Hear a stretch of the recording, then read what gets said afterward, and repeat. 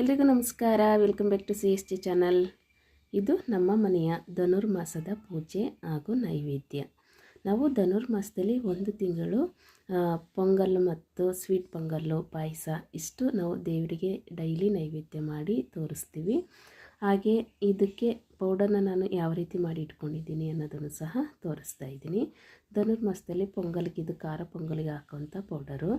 ಇಲ್ಲಿ 8 ಸ್ಪೂನಷ್ಟು ನಾನು ಜೀರಿಗೆನ ತೊಗೊಂಡಿದ್ದೀನಿ, 4 ಸ್ಪೂನಷ್ಟು ಮೆಣಸು, ಅಂದರೆ ಅರ್ಧ ಭಾಗದಷ್ಟು ಮಾತ್ರ ಮೆಣಸು ಕಾಳನ್ನ ತೊಗೋಬೇಕು.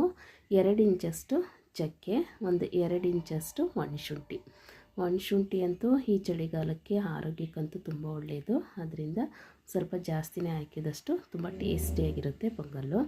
1 ಕಪ್ಪಷ್ಟು ಒಣಕೊಬ್ಬರಿನ ಒಂದು ಸ್ವಲ್ಪ ಪೌಡ್ರ್ ಮಾಡಿ ಇಟ್ಕೊಂಡಿದ್ದೀನಿ. ಇಷ್ಟು ಪದಾರ್ಥನ ಹಸಿಯಾಗಿ ನಾನು ಉರಿಯಲ್ಲ, ಇದನ್ನು ಹಾಗೆ ಮಿಕ್ಸಿ ಜಾರಿಗೆ ಹಾಕಿ ಪೌಡ್ರ್ ಮಾಡಿ ಇಟ್ಕೊಳ್ತೀನಿ. ಈ ರೀತಿ ನಾವು ಮಾಡಿ ಇಟ್ಕೊಂಡ್ರೆ ಇದು ಒಂದು 15 ಡೇಸ್ ಬರುತ್ತೆ ನನಗೆ. ಏಕೆಂದರೆ ಡೈಲಿ ಸ್ವಲ್ಪನೇ ನಾವು ದೇವರ ನೈವೇದ್ಯನ ಮಾಡೋದ್ರಿಂದ 1 ಸ್ಪೂನ್ ಯೂಸ್ ಮಾಡಿದರೂ ಸಾಕು. ಇದು ಒಂದು 15 ಡೇಸ್ ಬರುತ್ತೆ. ನಂತರ ಖಾಲಿ ಆದಮೇಲೆ ಮತ್ತೆ ಮಾಡಿ ಇಟ್ಕೊಳ್ತೀನಿ.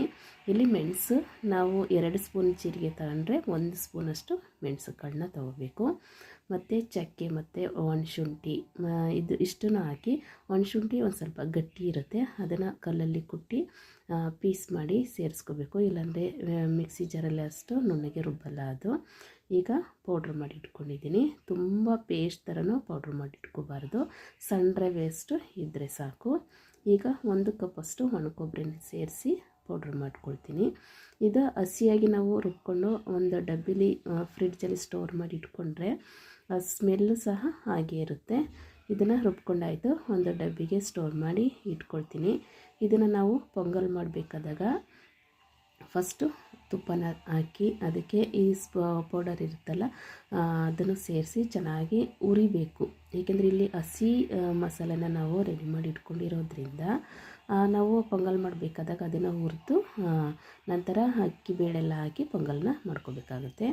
ಇಲ್ಲಿ ನಾನು ಅಕ್ಕಿ ಮತ್ತು ಬೇಳೆ, ಹೆಸರು ಬೇಳೆನೂ ಸಹ ಮಿಕ್ಸ್ ಮಾಡಿ ಒಂದು ಬೌಲಿಗೆ ಎತ್ತಿಟ್ಕೊಳ್ತೀನಿ. ಇಲ್ಲಿ ಸಮನೂ ತಗೋಬೋದು, ಇಲ್ಲಾಂದರೆ ಜಾಸ್ತಿ ಹೆಸರು ಬೇಳೆನೂ ತಗೋಬೋದು. ಇಲ್ಲಿ ನಾನು 1 ಕಪ್ಪಷ್ಟು ಅಕ್ಕಿನ ತೊಗೊಂಡಿದ್ದೀನಿ, 3 ಕಪ್ಪಷ್ಟು ಹೆಸರುಬೇಳೆ ತೊಗೊಂಡಿದ್ದೀನಿ. ಏಕೆಂದರೆ ಅಕ್ಕಿಗಿಂತ ಹೆಸರುಬೇಳೆ ಜಾಸ್ತಿ ಇರಬೇಕು, ದೇವರ ನೈವೇದ್ಯ ಮಾಡೋದಕ್ಕೆ ತುಂಬ ಶ್ರೇಷ್ಠ. ಅದರಿಂದ 1 ಕಪ್ಪಷ್ಟು ಅಕ್ಕಿ, 3 ಕಪ್ಪಷ್ಟು ಹೆಸರುಬೇಳೆ ಹಾಕಿ ಚೆನ್ನಾಗಿ ಮಿಕ್ಸ್ ಮಾಡಿ ಈ ರೀತಿ ಬೌಲಲ್ಲಿ ಇಟ್ಕೊಂಡ್ರೆ ಡೈಲಿ ನಮಗೆ ಎಷ್ಟು ಬೇಕು ನೋಡಿ ಹಾಕ್ಕೊಂಡು ದೇವರ ನೈವೇದ್ಯಕ್ಕೆ ಮಾಡ್ಕೋಬೋದು. ಏಕೆಂದರೆ ಡೈಲಿ ಜಾಸ್ತಿ ಮಾಡ್ಕೊಂಡು ತಿನ್ನೋಕ್ಕೂ ಆಗಲ್ಲ. ಅದರಿಂದ ಒಂದು 3 ಇಡಿಯಷ್ಟು ತಗೊಂಡು ನಾವು ಡೈಲಿ ದೇವರ ನೈವೇದ್ಯಕ್ಕೆ ಯೂಸ್ ಮಾಡ್ಕೋಬೋದು. ಇದರಿಂದ ಸ್ವೀಟ್ ಪೊಂಗಲ್ಲು ಮಾಡ್ಬೋದು, ಖಾರ ಪೊಂಗಲ್ಲು ಮಾಡ್ಬೋದು. ಇದನ್ನು ಸಹ ನಾನು ಯಾವ ರೀತಿ ಪೊಂಗಲ್ನ ಮಾಡ್ತೀನಿ ಅನ್ನೋದನ್ನು ಸಹ ತೋರಿಸ್ತೀನಿ. ಹಾಗೆ ಮಸಾಲೆ ಪೌಡರು ಸಹ ರೆಡಿ ಆಯಿತು. ಅಕ್ಕಿನೂ ಸಹ ಮಿಕ್ಸ್ ಮಾಡಿ ಒಂದು ಬೌಲಿಗೆ ಎತ್ತಿಟ್ಕೊಳ್ತೀನಿ. ಹಾಗೆ ಇದನ್ನು ಸಹ ಫ್ರಿಡ್ಜಲ್ಲೂ ಸ್ಟೋರ್ ಇಟ್ಕೋಬೋದು, ಇಲ್ಲಾಂದ್ರೆ ಹೊರಗಡೆನೂ ಸಹ ಇಟ್ಕೋಬೋದು. ಏನೂ ಆ ಥರ ಏನೂ ಸ್ಮೆಲ್ಲೇನು ಬರೋಲ್ಲ, ಯಾಕಂದರೆ ಒಣಕೊಬ್ಬರಿ ಹಾಕಿರೋದ್ರಿಂದ ಚೆನ್ನಾಗಿರುತ್ತೆ ಪೌಡರು. ಹಾಗೆ ಅದೆಲ್ಲ ಮಾಡಿ ಇಟ್ಕೊಂಡು ಪೂಜೆಗೂ ಸಹ ಹಿಂದಿನ ದಿನ ರೆಡಿ ಮಾಡಿ ಇಟ್ಕೊಳ್ತೀನಿ. ಏಕೆಂದರೆ ಬೇಗನೆ ಹೇಳಬೇಕು, 4 o'clock ಹೇಳೋದ್ರಿಂದ ನಾವು ಬೆಳಗ್ಗೆ ಎದ್ದು ದೀಪದ ಬತ್ತಿ ಎಲ್ಲನ ಹಾಕೊಳ್ಳೋದು ತುಂಬ ಟೈಮ್ ಹಿಡಿಯುತ್ತೆ. ಅದರಿಂದ ಹಿಂದಿನ ದಿನವೇ ಸ್ವಲ್ಪ ಟೈಮ್ ಕೊಟ್ಟು ನಾವು ಒಗೆದಿರೋ ಬಟ್ಟೆನ ಹಾಕಿ ಸಂಜೆ ಟೈಮು ಈ ರೀತಿ ದೀಪಕ್ಕೆಲ್ಲ ಬತ್ತಿ ಎಲ್ಲ ರೆಡಿ ಮಾಡಿ ಇಟ್ಕೊಂಡ್ರೆ ನಾವು ಪೂಜೆ ಬೆಳಗ್ಗೆ ಬೇಗ ಮಾಡ್ಕೋಬೋದು. ನಾನು ಯಾವಾಗಲೂ ಅಷ್ಟೇ ಧನುರ್ಮಾಸದಲ್ಲಿ ಹಿಂದಿನ ದಿನವೇ ಮಧ್ಯಾಹ್ನ ಮನೆಯೆಲ್ಲ ಕ್ಲೀನ್ ಮಾಡಿಕೊಂಡು ಪೂಜೆಗೆ ಬೇಕಾದ ಪದಾರ್ಥ ಎಲ್ಲ ನೈಟೇ ನಾನು ರೆಡಿ ಮಾಡಿ ಇಟ್ಕೊಳ್ತೀನಿ. ಹಾಗೆ ಇದು ಫಸ್ಟ್ ಡೇ ಆಗಿರೋದ್ರಿಂದ ನಾನು ಅಶ್ವತ್ಥ ಕಟ್ಟೆ ಹತ್ರನೂ ಹೋಗ್ತೀನಿ, ಅಂದರೆ ಅರಳಿ ಮರದ ಹತ್ರ ಹೋಗಿ ಪೂಜೆನ ಸಹ ಮಾಡ್ಕೊಂಡು ಬರ್ತೀನಿ. ಅಂದರೆ ನಮ್ಮ ಮನೆಗೆ ದೇವಸ್ಥಾನ ಹತ್ರ ಎಲ್ಲ ದೂರ ಇರೋದ್ರಿಂದ ನಾವು ಅಶ್ವತ್ಥ ಕಟ್ಟೆ ಹತ್ರ ಮಾತ್ರ ಹೋಗಿ ಬರೋದು. ಅಶ್ವತ್ಥ ಕಟ್ಟೆ ಪೂಜೆಗೂ ಸಹ ರೆಡಿ ಮಾಡಿ ಇಟ್ಕೊಂಡಿರ್ತೀನಿ.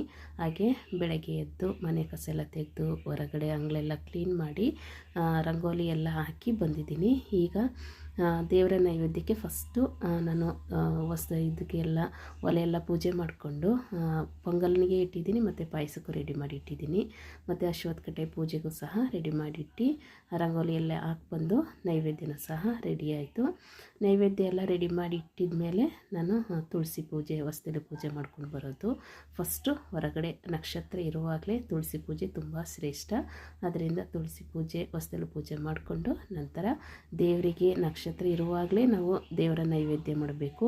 ಅಂದರೆ 6 ಗಂಟೆ ಒಳಗಡೆ ದೇವರ ನೈವೇದ್ಯ ಪೂಜೆ ಎಲ್ಲ ಮುಗಿಸಿದಷ್ಟು ತುಂಬ ಒಳ್ಳೆಯದು ಈ ಧನುರ್ಮಾಸದಲ್ಲಿ.